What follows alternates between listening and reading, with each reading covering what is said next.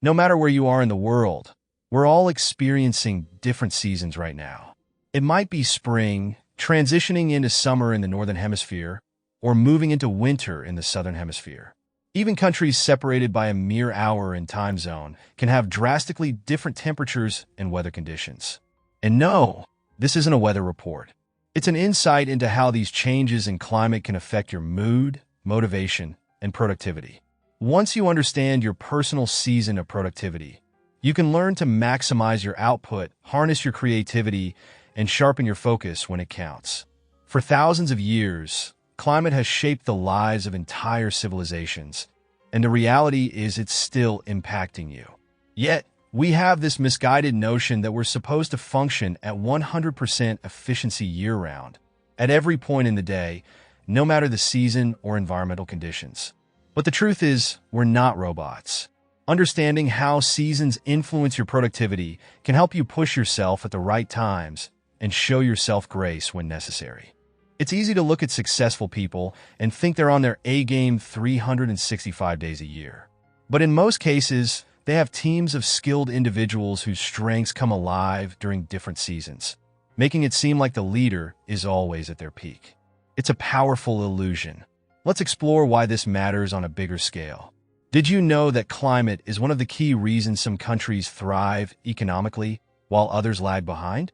The environment has a huge impact on productivity, and this is seen in global disparities between wealthier nations and struggling ones. The influence of climate on economic development: many of the world's poorest countries are located in tropical climates. These regions have a consistent monthly average temperature of around 18 degrees Celsius for most of the year. Think places like Haiti, Indonesia, Costa Rica, Rwanda, and Thailand. Each has its unique history, yet they share a common economic struggle.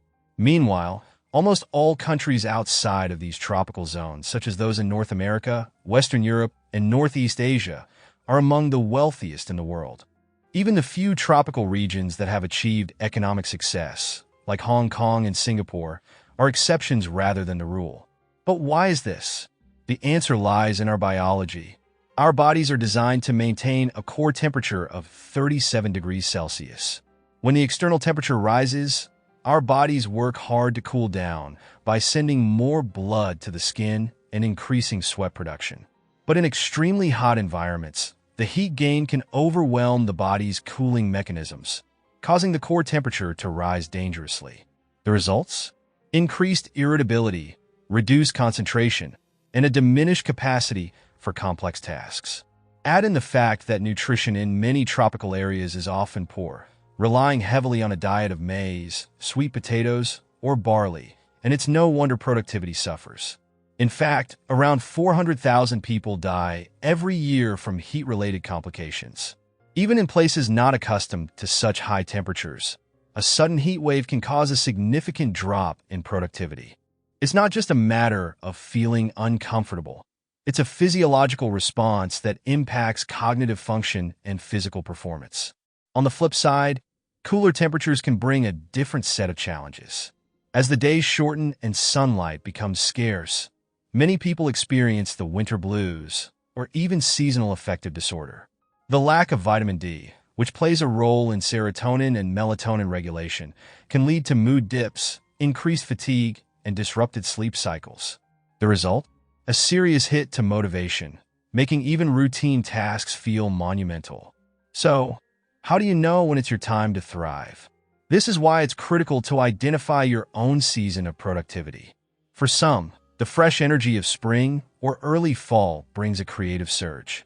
For others, the longer daylight hours of summer are ideal for tackling big projects. And some may find that winter, with its coziness and quiet, is the best time for deep, focused work. You're not going to be firing on all cylinders year-round. Understanding when you're at your best can help you maximize output, while acknowledging your low-energy times allows you to adjust and set more realistic expectations. Right now, take a moment to observe your environment. What's the temperature like? What's the weather doing? Are you feeling energized and focused, or sluggish and distracted? If it's warmer than usual, you may find yourself getting tired more often or struggling to concentrate.